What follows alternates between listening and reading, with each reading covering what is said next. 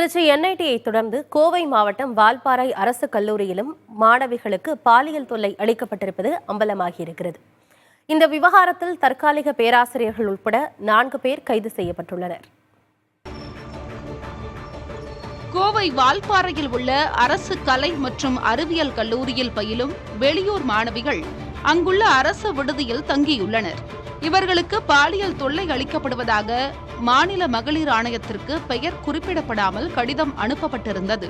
கல்லூரி ஊழியர் ஒருவரின் பெயரும் அதில் சுட்டிக்காட்டப்பட்டிருந்தது.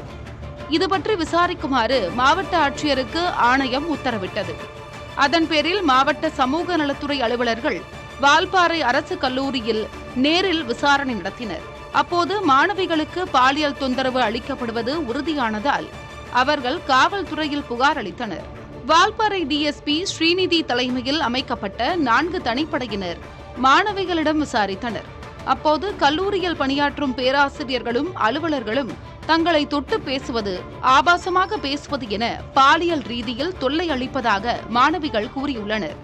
அலைபேசி எண்ணுக்கு உள்நோக்கத்துடன் குறுஞ்செய்திகளையும் வாட்ஸ்அப் செய்திகளையும் அனுப்பி தொல்லை தருவதாக முறையிட்ட மாணவிகள் அந்த தொல்லையால் படிக்க முடியவில்லை என்றும் கூறியுள்ளனர்.